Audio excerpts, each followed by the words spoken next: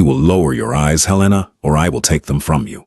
The back of Lord Redwine's hand cracked across her cheek, the heavy gold of his signet ring tearing the delicate skin near her cheekbone.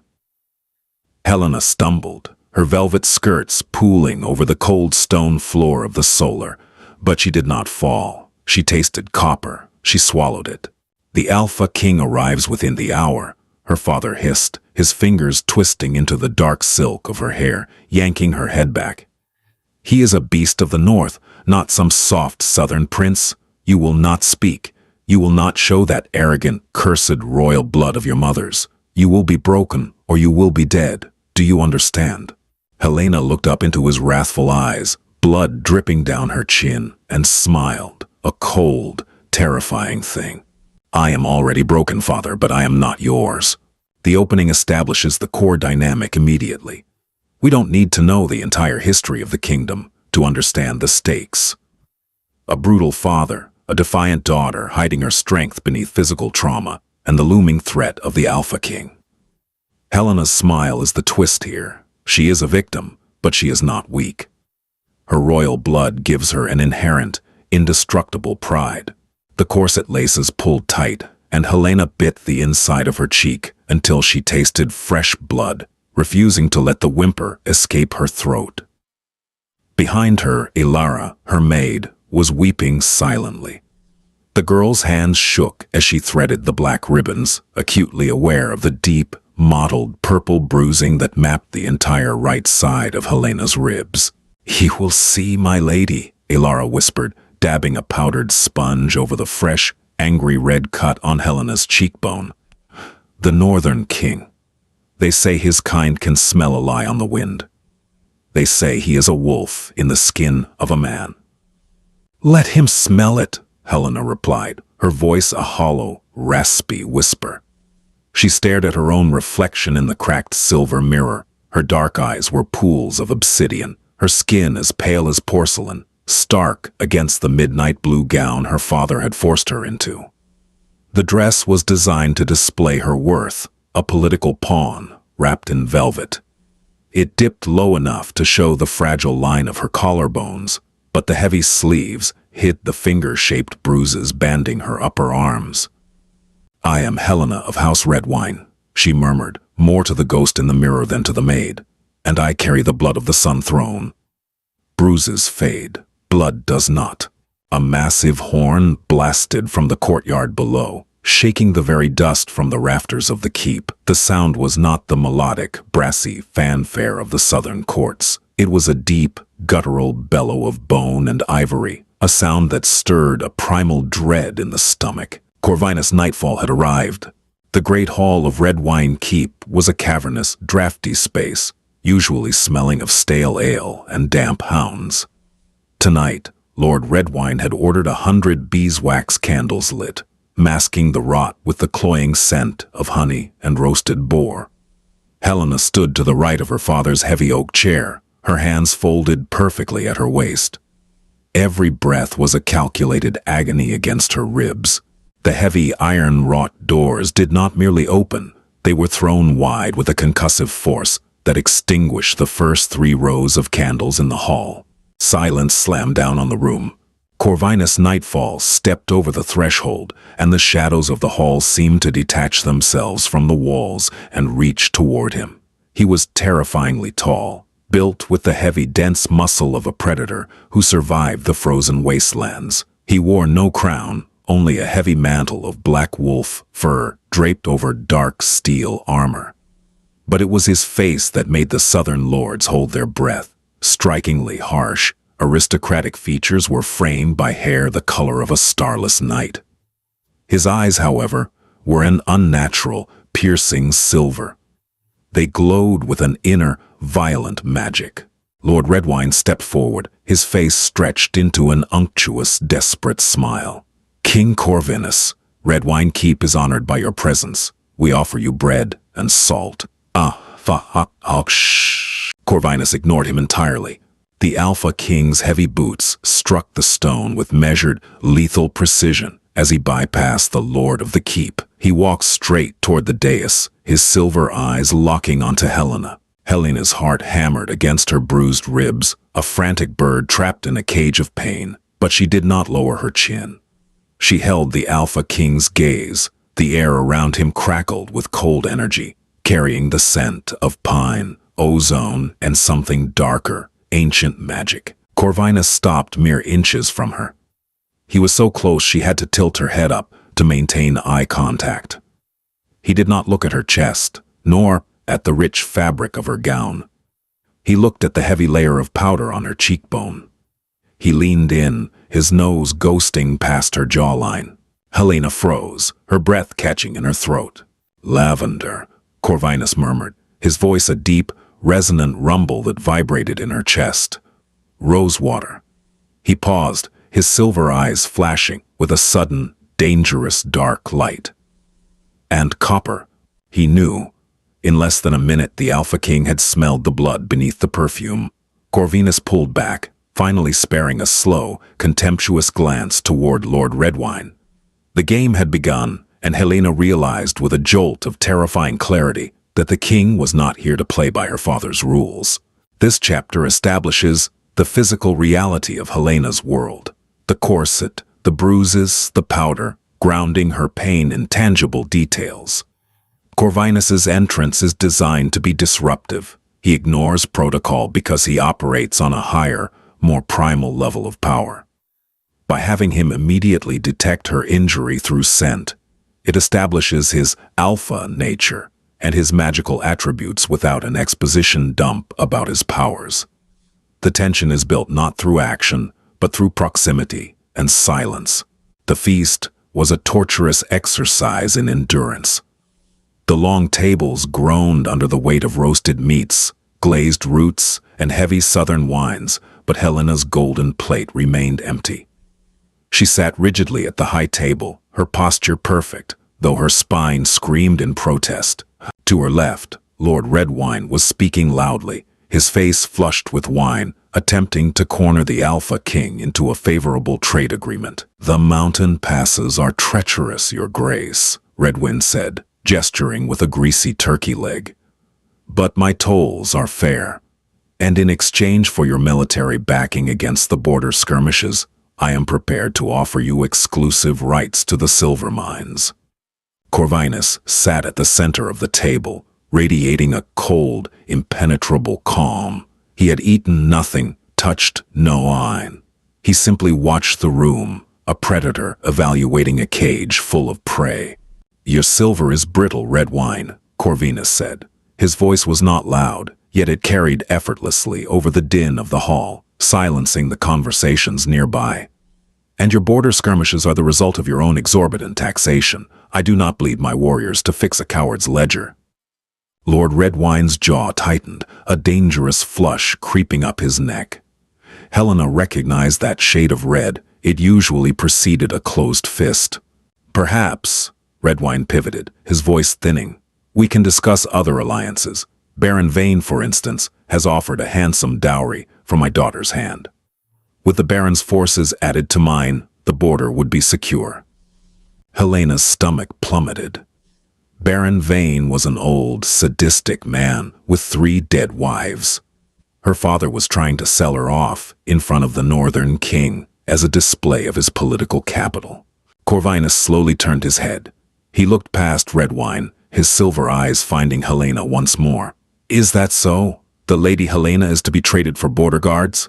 "She is my daughter," Redwine snapped, his pride stung. "She will do as her blood demands." Under the heavy oak table, out of sight of the hall, Redwine's hand clamped down on Helena's thigh. His fingers dug viciously into her flesh, a silent, agonizing command to agree, to show submission. The pain flared up her side, connecting with her broken ribs. Helena did not flinch. She placed her own hands neatly in her lap, directly over her father's wrist, but she did not look at him. She looked directly at Corvinus Nightfall. "My blood," Helena said, her voice clear and carrying the distinct, clipped accent of the old royal court, "demands nothing of the sort. My mother was of the Sun Throne. We do not trade our hands for mercenaries, Your Grace. We trade them for kingdoms." The entire high table fell dead silent. A collective intake of breath echoed from the nearby nights. Redwine's grip on her thigh turned bone-crushing. Helena's vision swam with white-hot pain, but she kept her eyes locked on Corvinus, lifting her chin a fraction of an inch higher. "I will not break. I will not break." Corvinus's eyes darkened, the silver eclipsing into a stormy, violent gray. He did not look at her face. His gaze dropped to the table, staring at the exact spot of oak directly above where Redwine's hand was crushing her leg. The shadows behind the king seemed to writhe, stretching upward like reaching claws. Without breaking his stare from the wood, Corvinus reached out and casually tipped his heavy silver goblet. The dark red wine spilled, cascading over the edge of the table and splashing directly onto Lord Redwine's lap. With a shocked curse, Redwine snatched his hand back from Helena, leaping out of his chair as the wine stained his velvet breeches like fresh blood. "My apologies," Corvinus said, his voice flat, completely devoid of remorse. He finally looked up, meeting Helena's gaze. There was a dangerous, thrilling promise in his eyes. "My grip slipped. I find I have little tolerance for things hidden beneath the table." This chapter utilizes subtext and body language. The physical abuse is hidden from the public eye, highlighting the father's cowardice and Helena's immense stoicism. Helena's dialogue proves her ambition and pride. She reminds everyone of her royal lineage. Corvinus's intervention with the wine is a masterful display of power. He doesn't start a brawl. He uses a clumsy act to save her, signaling to both Helena and the audience that his senses are supernaturally sharp and he knows exactly what is happening. The feast concluded shortly before midnight, but for Helena, the nightmare was only beginning. As the lords and knights dispersed to their chambers, Lord Redwine caught her by the upper arm, his fingers digging directly into the bruises he had left 3 days prior. He did not speak, but the furious tremble in his grip told her everything. He dragged her down the dimly lit eastern corridor, away from the guest quarters, toward the heavy oak door of his private study. He shoved her inside. Helena stumbled over the threshold, her knees hitting the stone floor hard, tearing the velvet of her gown. Before she could rise, the door slammed shut and the heavy iron bolt slid into place. "You insolent, arrogant little bitch," Redwine spat, pacing across the room to the fireplace, his shadow dancing monstrously on the wall. He picked up a heavy iron-tipped walking cane from the hearth. "You humiliated me. You spoke out of turn in front of the Northern King, parading your dead mother's blood like it makes you untouchable." Helena pushed herself up to her hands and knees, her breath coming in ragged gasps. The pain in her ribs was blinding. "I spoke the truth. I will not be sold to Vane. You will be sold to a leper if I command it," Redwine roared. He swung the cane. The iron tip caught her across the shoulder blade. The fabric of her dress tore, and a sickening crack echoed in the small room. Helena cried out, a raw, involuntary sound, collapsing back onto the stones. The pain was absolute, a searing fire that stole the breath from her lungs.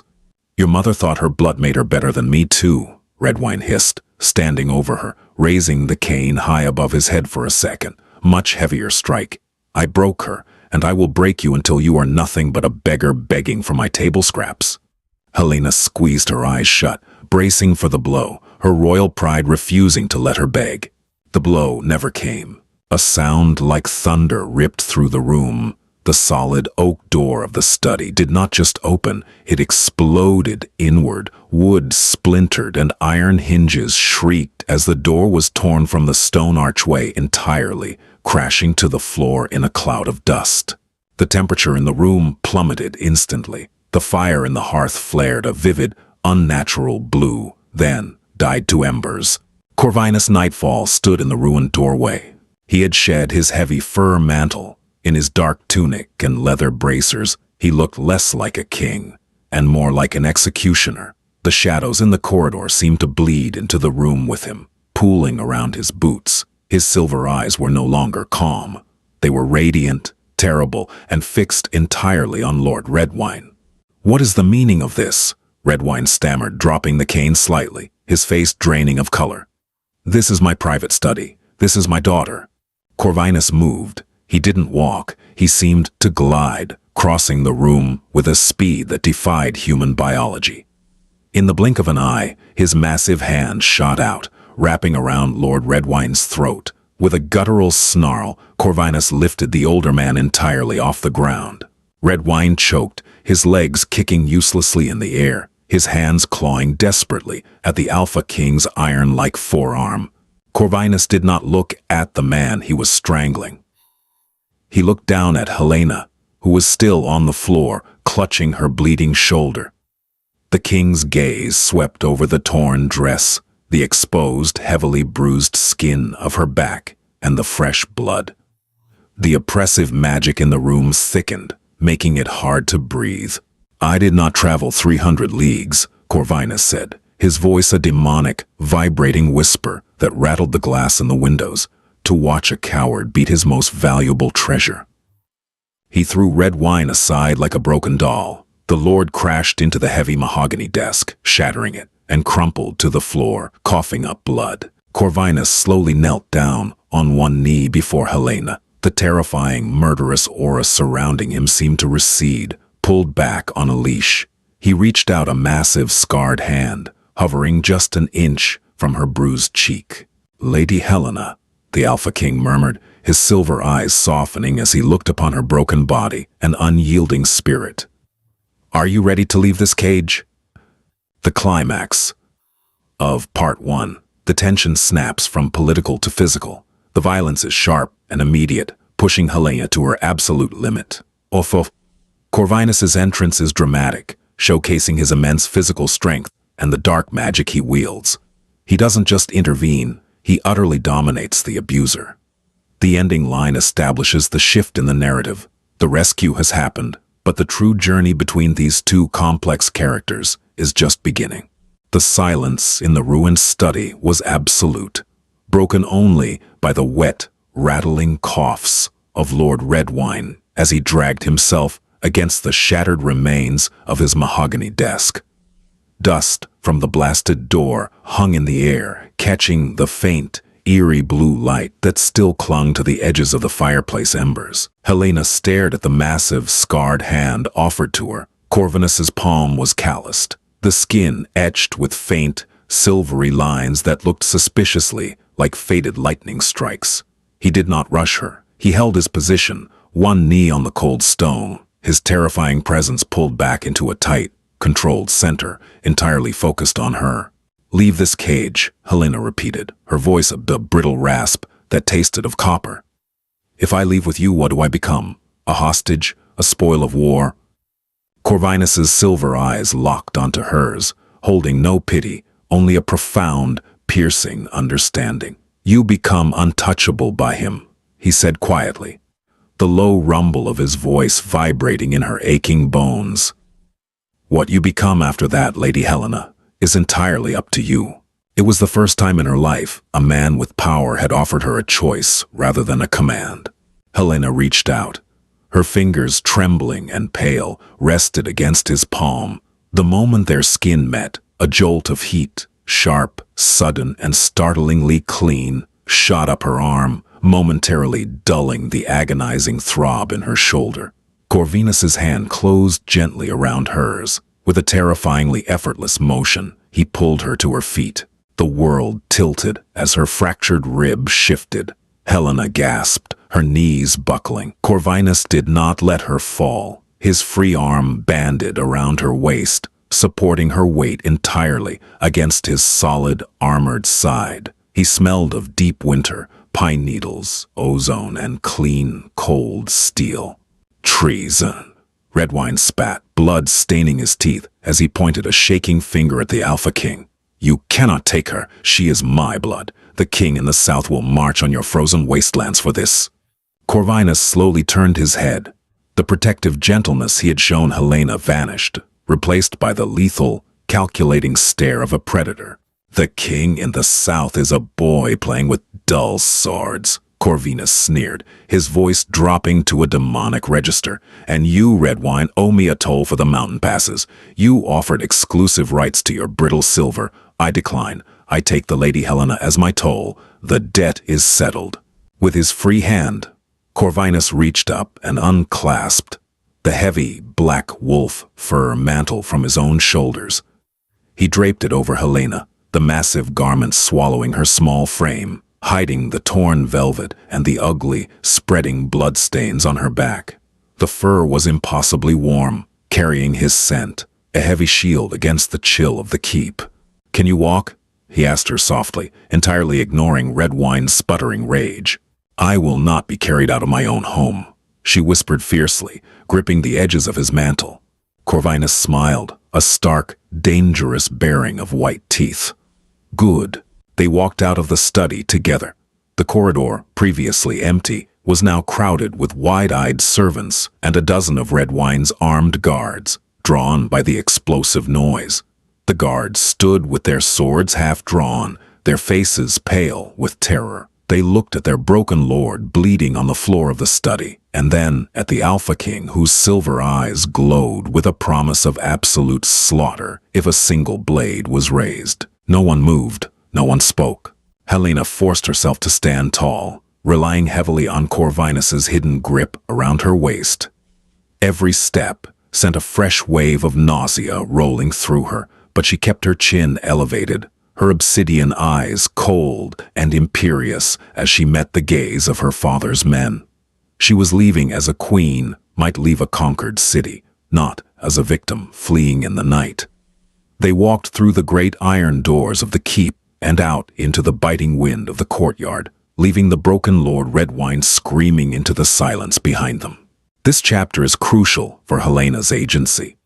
She doesn't just faint into his arms. She questions his motives and demands to walk out under her own power. This establishes her as a peer to Corvinus in spirit, if not in physical strength. Corvinus's reframing of her kidnapping as a toll is a clever political maneuver that completely neuters Redwine's earlier attempt to sell her, turning his own diplomatic negotiations against him. The northern carriage was a beast of black iron and thick, weather-treated timber, built to withstand blizzards and mountain rock falls. Inside, it was lined with plush pelts of bears and snow leopards, trapping the heat from a small, enchanted iron brazier bolted to the floor. As the carriage violently jolted onto the main road heading north, leaving the southern borders behind, the adrenaline finally left Helena's system. She slumped against the dark leather wall, a sharp cry tearing from her throat as her injured shoulder hit the carriage frame. Corvinus, sitting opposite her in the dim, flickering light of the brazier, moved immediately. "Take the mantle off," he commanded, his voice stripped of the formal courtly cadence, rough and urgent. Helena's good hand shot up, clutching the fur tight to her chest. "No." Corvinus froze, his hands hovering midway across the small space between them. He looked at her white-knuckled grip, his brow furrowing. "Lady Helena, your collarbone is not broken, but the flesh is deeply lacerated, and your ribs are fractured. If you do not let me clean the wound, the southern rot of that keep will fester in your blood." "I said no," she hissed, her eyes wide and feral, like a cornered fox. The thought of exposing her ruined back, the canvas of her father's rage, to this terrifying stranger was more agonizing than the physical pain. It was her ultimate humiliation. Corvinus sat back slowly, giving her space. He did not push. He did not demand obedience. Instead, he reached into a leather satchel at his feet and withdrew a small, frosted glass jar. He unscrewed the lid, and the sharp, medicinal scent of crushed winter mint and bitter fall weed filled the carriage. "I have seen war, Helena," Corvinus said quietly, dropping the formal title. His silver eyes met hers, and the glowing magic within them seemed muted, replaced by a profound, heavy sorrow. "I have seen what men do to each other with steel, and I have seen what cowards do behind closed doors with iron canes. There is nothing beneath that cloak that will make me see you as weak." Helena swallowed hard. The absolute certainty in his voice chipped at her iron defenses. Her father had always told her the bruises were her shame, a physical manifestation of her disobedience. "Why did you do it?" she asked, her voice trembling slightly. "Why insult my father, claim me as a toll, and risk a war for a southern daughter." Corvinus held her gaze for a long moment. "Because you carry the blood of the Sun Throne. Your mother, Queen Aurelia, once sent grain to the north during the Great Winter, defying the Southern King's embargo. She saved thousands of my people from starvation. I swore a blood debt to her line." He paused, his jaw tightening. "When my spies reported that Redwine was slowly beating Aurelia's only daughter to death, I did not come to negotiate trade. I came to burn his house to the ground. You are the only reason he still breathes." Helena stared at him, the revelation washing over her. Her mother was rarely spoken of, erased from history by a jealous husband. To hear her remembered as a savior, a true queen, brought a sudden, fierce sting of tears to Helena's eyes. She blinked them back furiously. Slowly, her hands relaxed their death grip on the fur mantle. She turned her body slightly, presenting her uninjured side to the wall, and let the heavy wool fur slide off her right shoulder. The torn velvet of her dress peeled away with it, exposing the angry, weeping gash from the cane, sitting atop a canvas of older, fading yellow and purple bruises. Corvinus inhaled sharply, a violent, hissing sound through his teeth. The air in the carriage instantly dropped in temperature, the fire in the brazier flickering erratically as his rage spiked. But when his large, calloused fingers finally touched her skin, they were impossibly gentle. He applied the cold, numbing salve to the broken skin. "The north is a harsh place, Helena," he murmured, his thumb carefully avoiding the worst of the bruising. "But the monsters there wear their teeth on the outside. You will not have to watch your back in my halls." This chapter transitions from external action to internal character development. It slows the pace to build intimacy. Helena's refusal to disrobe highlights her trauma. The physical wounds are less painful than the psychological shame.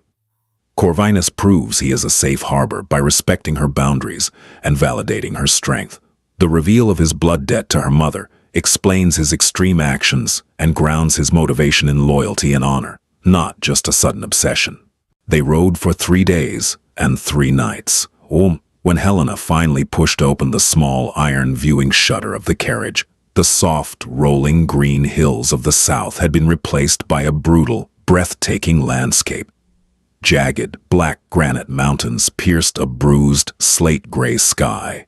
The ground was blanketed in thick, pristine snow, and the trees were ancient, towering pines that seemed to scrape the heavens. "Welcome to the Frostlands," Corvinus said, watching her profile as she took in the harsh beauty of his domain. The dark circles under her eyes had lightened slightly, thanks to the potent northern salves, but she was still fragile. The carriage rumbled up a steep, winding path, finally breaking through a dense tree line to reveal Nighthaven. It was not a castle built for comfort or beauty. It was a fortress of dark, volcanic stone, carved directly into the side of the mountain. Massive iron spikes lined the battlements, and the banners snapping in the wind bore the crest of a silver wolf on a field of black. As the carriage ground to a halt in the central courtyard, the sound of heavy boots and clanking armor surrounded them. Corvinus stepped out first, offering his hand. Helena took it, stepping down into the knee-deep snow. The cold was a physical shock, biting through her thin southern gown, but Corvinus's heavy fur mantle kept the worst of it at bay. A crowd of northern lords and warriors had gathered. They were massive men and women, clad in thick leathers, chainmail, and furs. Their faces were weathered, their eyes hard. They did not bow. They stared at Helena with open, hostile curiosity. A man stepped forward from the front ranks. He was nearly as tall as Corvinus, with a braided blonde beard and a jagged scar cutting across a milky, blind left eye. He carried a massive battle axe slung casually over his shoulder. "You return early, my king," the man rumbled, his deep voice carrying over the whistling wind. He cast a disdainful look at Helena. "And you bring a southern pet. Tell me the toll was paid in silver, Corvinus, and not in fragile porcelain." Corvinus's stance widened, his hand drifting toward the hilt of his broadsword. "Mind your tongue, Jarl Torsten. This is Lady Helena of the Sun Throne. She is under my protection." Torsten spat a wad of brown tobacco into the pristine snow. "The Sun Throne fell 20 years ago. The South is weak, bloated on wine and coin. A Southern woman will freeze before the first moon turns, or break under the weight of a real winter. We have no use for red wine's cast-offs." A low murmur of agreement rippled through the gathered Northerners. Corvinus's silver eyes flared dangerously, and he took a step forward to silence Torsten permanently. Helena put her hand flat against Corvinus's chest, stopping him. The Alpha King looked down at her in surprise. Helena stepped past him, pulling the heavy wolf fur tighter around her shoulders. She stood before Jarl Torsten, a tiny, bruised figure in the shadow of a giant, but her spine was forged of iron. "You speak of weakness, Jarl Torsten," Helena said, her voice ringing clear and sharp, carrying the undeniable authority of her royal bloodline. Yet I read the ledgers in my father's study. I know that without the southern grain shipments routed through the Red Wine Pass, 3 of your outer villages would have starved last winter. Your real winter requires southern grain to survive." Torsten's remaining eye widened, his grip tightening on his axe. He had not expected the porcelain doll to bite back with logistical facts. Helena stepped closer to the massive warlord, tilting her head up. "I may be southern, but I have survived beatings that would make your warriors weep, and I have navigated vipers far more subtle than you. Do not mistake my bruises for fragility. If you rely on my father's pass for your survival, you would do well to respect the toll the king extracted from it." Dead silence fell over the courtyard. The wind howled through the stone arches, but no one breathed. Torsten stared down at the pale girl with the obsidian eyes. Slowly, the warlord threw his head back and let out a booming, raucous laugh that echoed off the mountain. He slammed his fist against his chest in a northern salute. "By the gods, she has teeth!" Torsten roared, grinning at Corvinus. "You didn't bring back a pet, Corvinus. You brought back a wolf in a silk dress." Corvinus stepped up beside Helena, a dark, immensely proud smirk playing on his lips. "I told you, Torsten, the debt is settled. This chapter establishes the new setting and introduces the secondary conflict. Helena must earn the respect of the North on her own. If Corvinus fights all her battles, she remains a victim. By having Helena use her intellect and knowledge of trade ledgers, a byproduct of being trapped in her father's study, she proves she is a queen in the making. The Northern culture is shown to be harsh but merit-based. They respect strength, regardless of where it comes from. A month in Nighthaven did what 18 years in the South could not. It forged Helena into steel. The physical healing was the easiest part, under the care of the Northern healers and the potent, sharp-smelling salves of the Frostlands. The deep purple and yellow bruises that had mapped her ribs faded to faint, ghostly shadows. The vicious laceration across her shoulder blade scarred over a raised, pale line of tissue that she traced with her fingertips in the dark. It was a reminder, not of her weakness, but of the exact moment she had survived her final breaking point. The true transformation, however, was in her spirit.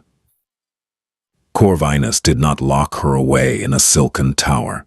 He gave her the run of the fortress. At first, the Northern lords watched her with wary skepticism, remembering her sharp tongue in the courtyard. But Helena did not shrink from their gazes. She sat in the great hall, draped in the heavy black and silver furs of House Nightfall, and she listened. She learned the complex, brutal politics of the Northern clans. She learned that their fierce independence was masking a desperate struggle against the encroaching winter, a season that threatened to last a decade. And she learned to recognize the subtle, shifting moods of the Alpha King. Corvinus was a storm, given flesh. In the training yards, he was a terrifying force of nature, his broadsword a blur of lethal silver. Yet, in the quiet hours of the evening, seated before the roaring hearth of the high table, he was devastatingly still. He would watch her as she read through the ancient, crumbling ledgers of Nighthaven's grain stores, his silver eyes glowing with a quiet, intense heat that made her breath catch and her pulse race. The space between them was charged, a physical weight of unspoken promises and simmering, dangerous attraction. One evening, as the wind howled like starved wolves against the thick glass of the solar windows, the fragile peace shattered. The heavy oak doors slammed open, admitting a flurry of snow and a breathless, snow-crusted Scout. The man dropped to one knee before Corvinus, holding out a small, black iron cylinder. "From the southern border, my king," the Scout gasped, his breath pluming in the cold air.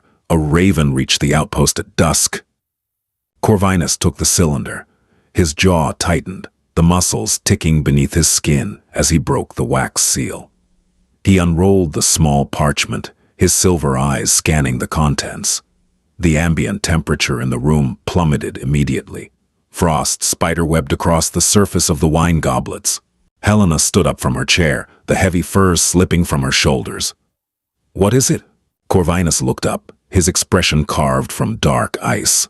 He did not hand her the letter. He crushed it in his fist. "Your father did not quietly lick his wounds, Helena," Corvinus growled, the demonic resonance returning to his voice. "He has gone to the king in the south. He told the court that I used dark magic to slaughter his garrison, burn his keep, and drag his beloved daughter screaming into the night as a hostage. He has framed it as an act of war against the southern crown." Helena's blood ran cold. "My father is a coward. He would never march on the Frostlands himself." "He isn't marching alone," Corvinus said, his gaze fixed on her, calculating and grim. "He has promised the southern king the full wealth of the red wine silver mines to fund the campaign. An army of 40,000 men has crossed the River Trident. They are marching on Nighthaven. They intend to burn the north to the ground to rescue you." The silence in the room was deafening. The north was strong, but 40,000 men, heavily armored and well supplied, was a tidal wave of steel that could drown Nighthaven in blood. Helena looked at Corvinus. He was not looking at the Scout, nor at the door. He was looking at her, waiting to see if the southern girl would finally break at the prospect of her homeland coming to reclaim her.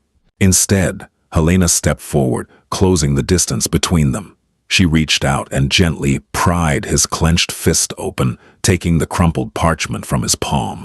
"Then we will have to ensure," Helena said, her voice dropping to a lethal, whisper-soft cadence that echoed Corvinus's own dangerous tone, "that my father never crosses the mountains." This chapter transitions Helena from a rescued victim to an active participant in her own destiny. The physical fading of her bruises symbolizes her internal healing, while her integration into the northern court shows her adaptability. The twist, Lord Redwine weaponizing his own humiliation into a full-scale war, raises the stakes dramatically. He is no longer just an abusive father. He is an existential threat to the entire North. The War Council in Nighthaven's deep subterranean war room was a chaotic tempest of shouting voices and slammed fists. Jarl Torsten, his blind eye twitching with battle lust, was demanding they meet the southern army on the open plains of the foothills. Other lords argued for a prolonged siege, trusting the impenetrable black stone of Nighthaven to starve the southerners out. Corvinus stood at the head of the massive stone-carved map table, his hands planted flat on the surface. He let them argue, his silver eyes tracking the miniature wooden markers that represented the encroaching army. The magic in him was restless, casting long, unnatural shadows against the torchlit walls. Helena stood quietly by his side. She was the only southerner in a room full of people who wanted to bathe in southern blood, yet she did not flinch. She stared at the carved map, her obsidian eyes tracing the jagged lines of the border mountains. "A siege will fail," Helena said. Her voice was not loud, but it cut through the shouting like a knife through silk. The northern lords fell silent, turning to glare at her. "They have 40,000 men," Torsten rumbled, his beard bristling. "Let them break their teeth on our walls, girl." "They will not need to," Helena replied, meeting Torsten's glare with absolute calm. My father is leading their vanguard. I know his ledgers. He has brought enough southern fire powder to blow Nighthaven's gates into the sky. He doesn't want a siege. He wants a slaughter. Then we meet them in the field, Torsten roared, slamming his axe handle against the floor. And lose half your warriors to southern crossbows before you even swing a blade, Helena countered, stepping closer to the map. She reached out, her pale finger tracing a narrow, winding canyon that cut through the mountain range separating the north and south. It was labeled the Whispering Pass.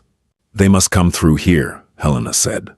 It is the only pass wide enough for an army of that size to march their siege engines through before the deep winter snows block the routes entirely.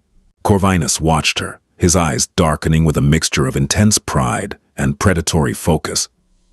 The pass is a death trap, Helena. It is too narrow to flank them, and they will hold the high ground at the southern entrance. Only if you fight them with swords, Helena said, looking up at him.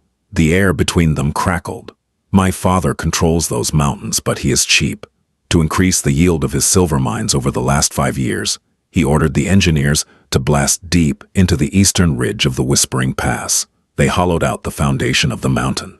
A stunned silence descended on the war room. The structural integrity of the eastern ridge is completely compromised, Helena continued, her voice cold and analytical. A loud enough vibration, a focused shockwave, would collapse millions of tons of granite directly into the pass.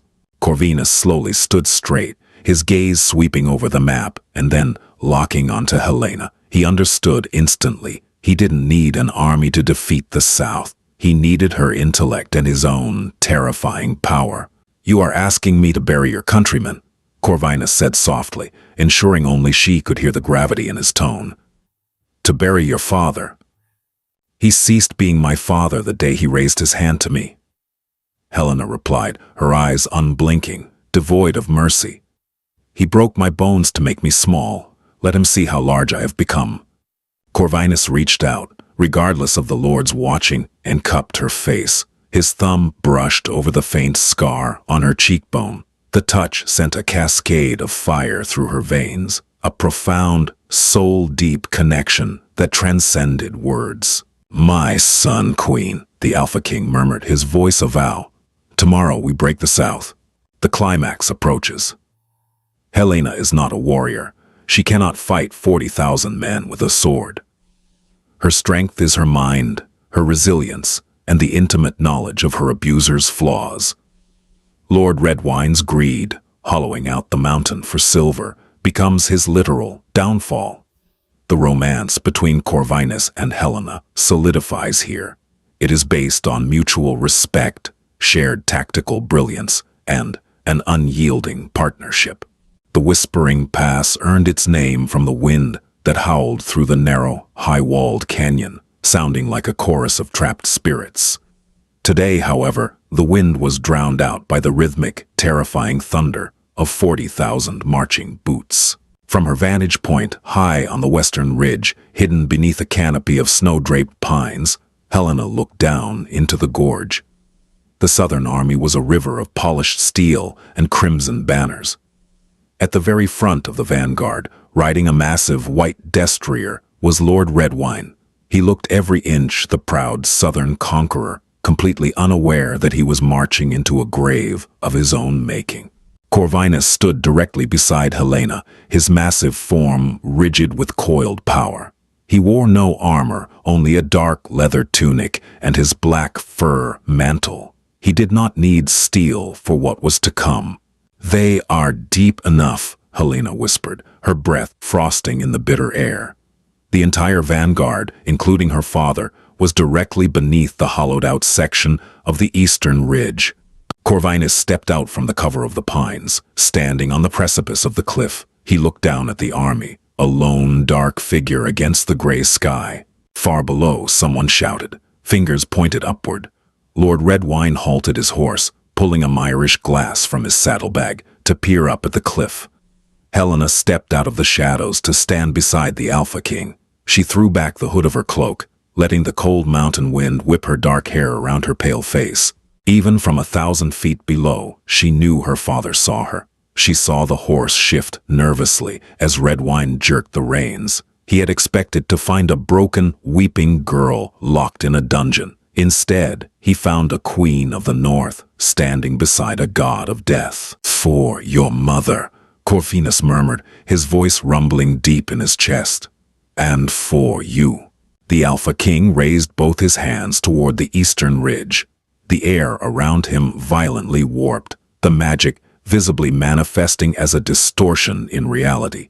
His silver eyes ignited, glowing with blinding, terrifying luminescence. Corvinus did not shout. He inhaled deeply, drawing the latent energy of the freezing air into his lungs, and then he unleashed it. He drove his fists downward in a crushing motion, a shock wave of pure, kinetic magic, visible as a rippling distortion in the air, slammed into the already unstable eastern ridge. The mountain groaned. It was a sound that vibrated in Helena's teeth, a deep, tectonic agony.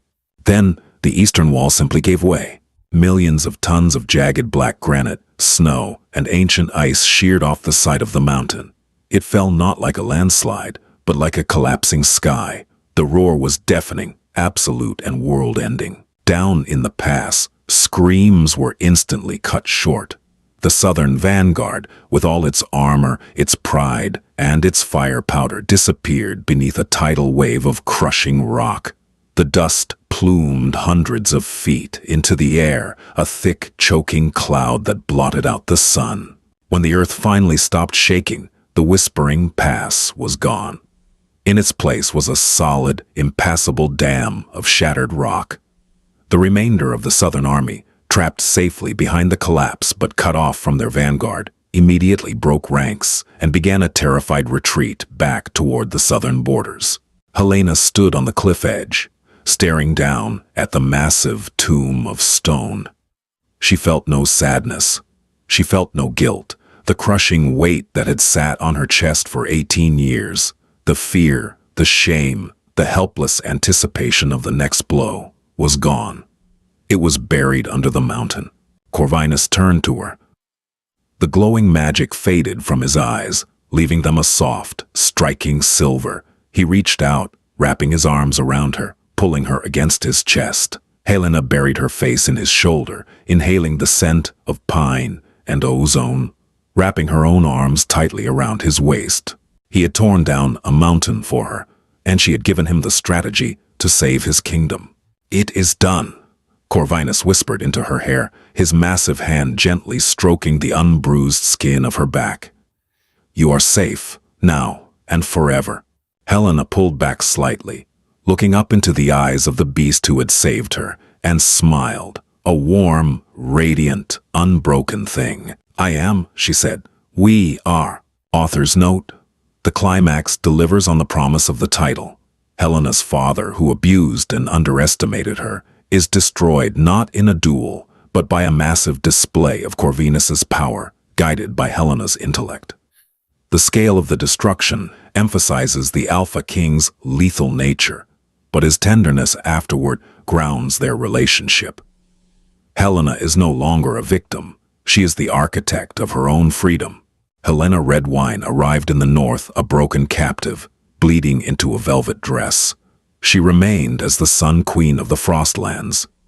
Together with King Corvinus, she ushered in an era of unprecedented prosperity, her southern intellect and his northern strength forging an unbreakable empire. The mountain pass remained forever sealed, a towering monument of black rock that served as a permanent warning to the south. The Alpha King protects his own, and the Queen's wrath is as heavy as the earth itself. They ruled with fierce justice and absolute devotion, a testament to the fact that even the most shattered spirit can rise, rebuild, and reign. If you enjoyed this dramatic tale of resilience, magic, and ultimate vengeance, please like, share, and subscribe to my channel for more epic fantasy stories and gripping character arcs. Your support helps bring more of these worlds to life.